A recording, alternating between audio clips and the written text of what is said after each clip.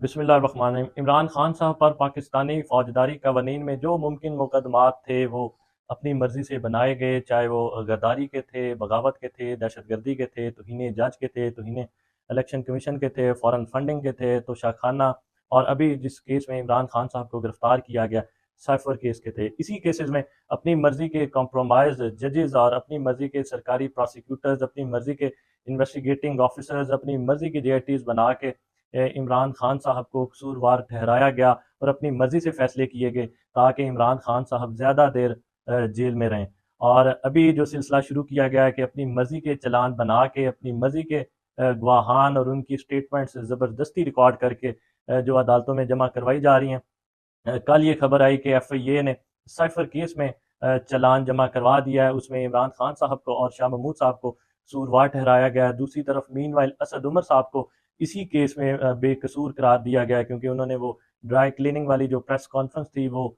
کر دی تھی، اسی لیے ان کو بے قصور قرار دیا گیا۔ اس جو خبر یہ آئی ہے کہ اس میں ٹوٹل 28 گواہان کے بیانات اٹیچ کیے گئے ہیں۔ ان 28 گواہان میں ایک تو انویسٹیگیٹنگ آفیسر ہیں، 27 گواہان میں PM ہاؤس اور فورن آفس کے ملازمین شامل ہیں جن سے زبردستی سٹیٹمنٹس ریکارڈ کی گئی ہیں، اور قانون کے تقاضے کسی صورت بھی عمران خان صاحب کے اس سائفر کیس میں پورے نہیں کیے جا رہے۔ جو اگر 164 کی سٹیٹمنٹ کی بات کی جائے تو وہ مجسٹریٹ کے سامنے ریکارڈ کی جاتی ہے، اور جو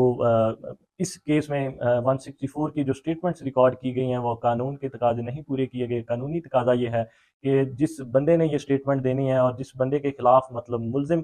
کا ہونا ادھر ضروری ہے اور اس کے وکیل کا ادھر ہونا ضروری ہے، کیونکہ کراس ایگزامینیشن بھی ہونا ہوتی ہے، قانون کے مطابق جرا ہونا ہوتی ہے، اور جو سٹیٹمنٹس ملزم کے بغیر یا جس کے خلاف سٹیٹمنٹ دی جا رہی ہے اس کے بغیر جو سٹیٹمنٹ ریکارڈ مجسٹریٹ کے پاس دی جاتی ہے اس کی قانون میں کوئی ذرا سی بھی حیثیت نہیں ہے۔ اعلیٰ عدلیہ سپریم کورٹ کے فیصلے موجود ہیں، ہمارے جو موجودہ چیف جسٹس ہیں قاضی فائز عیسیٰ صاحب، انہوں نے حدیبیہ پیپر مل کیس میں یہ طے کیا ہے کہ اس طرح کی سٹیٹمنٹ کی کوئی قانونی حیثیت نہیں ہے۔ ہمارا مطالبہ یہ ہے کہ عمران خان صاحب کے جو کیسز میں غیر قانونی پریکٹسز کی جا رہی ہیں ان کا سلسلہ بند ہونا چاہیے، ان کو نہیں دہرایا جانا چاہیے، اور اسی کیس میں ہائی کمیشن جوڈیشل کمیشن جو ہے، ہائی پاور جوڈیشل کمیشن بنایا جانا چاہیے تاکہ عوام کو اس کے حقائق کا پتہ چلے۔ اسی سائفر کیس میں ہم یہ چاہتے ہیں کہ اوپن ٹرائل ہونا چاہیے تاکہ صحافی بھی دیکھیں، باقی عوام تک بھی اس کے حقائق پہنچ سکیں اور انصاف کے تقاضے پورے کیے جا سکیں۔